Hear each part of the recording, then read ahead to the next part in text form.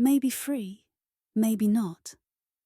Have you ever walked into a government office, a hospital waiting room, or a school hallway, and immediately felt your chest tighten? You didn't know why, but your breath got shorter, your hands clenched. You felt small. That feeling is not an accident, and it is not a personal failure. That is your nervous system reacting to a design that has forgotten you. We spend our lives navigating systems, healthcare, education, legal services. But too often, these systems are designed for efficiency, not for humanity. Hello, I'm Emmy. My work exists at the intersection of psychology and governance. Today, we are going to learn how to move from systems that hurt to systems that heal. We are going to explore trauma-informed design. To understand the solution, we must understand the problem. When a person has experienced trauma, whether it is acute, like an accident, or systemic, like discrimination, their brain changes. The amygdala becomes hypervigilant. It scans every environment for threats. A trauma-informed system is one that assumes that anyone walking through the door might be carrying a heavy load.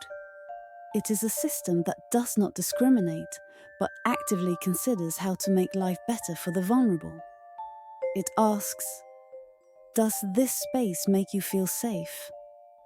Or does it make you feel hunted? At the core of this is psychological safety. In a psychologically safe environment, the brain can stop scanning for danger and start focusing on connection, learning, and healing. Without this safety, no service, no matter how well funded, can truly be effective. So, how do we build this? Whether you are designing a waiting room, a website, or a policy, we use 4 pillars. First is safety and clarity. A system that hides information creates anxiety. A system that is transparent builds trust. Do I know where to go?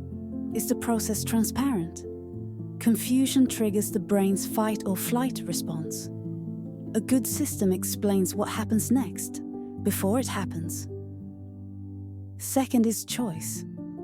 Trauma strips people of power. Design restores it. This can be as simple as offering different types of seating, a quiet corner for those who need privacy, and a communal table for those who need connection. Giving agency back to the person is a healing act.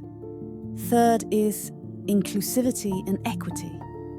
A system cannot be safe if it discriminates. Is this space physically accessible? Is the language inclusive? Does it honor cultural dignity?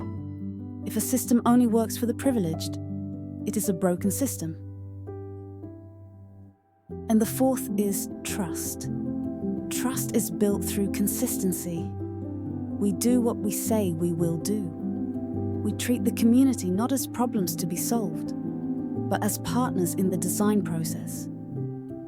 But why is this so important? Why are the systems already in place harmful?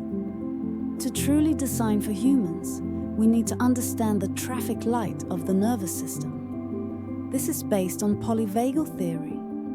Your body is constantly scanning the environment. We call this neuroception.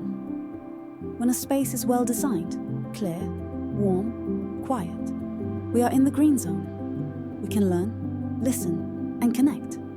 This is where healing happens. But if a space is confusing, loud, or chaotic, we shift into yellow.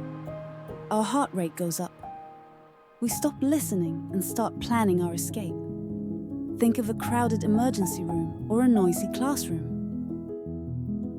And if a space feels hostile or inescapable, like an interrogation room or a sterile cold office, we drop into red. We shut down.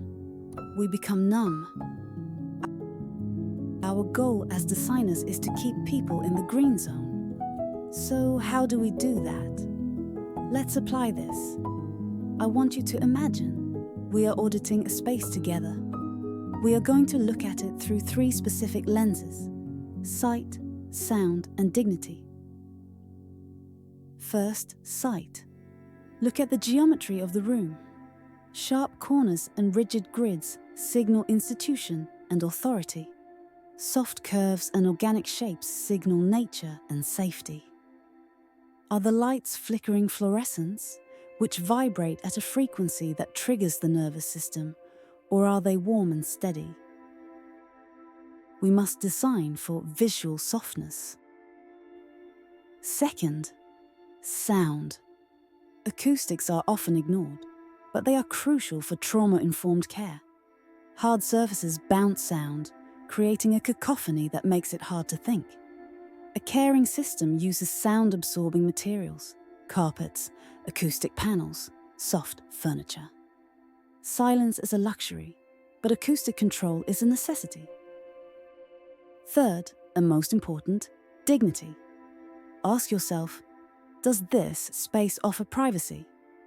Imagine having to discuss a medical diagnosis or a financial crisis at a front desk where everyone can hear you. That is a design failure. Dignity means designing distinct zones where people can be vulnerable without being on display. Finally, remember that design isn't just the walls. It is the process. A trauma-informed system looks at the paperwork too. Does your intake form ask for the same traumatic story 3 times? That is re-traumatization by design. Predictability creates safety.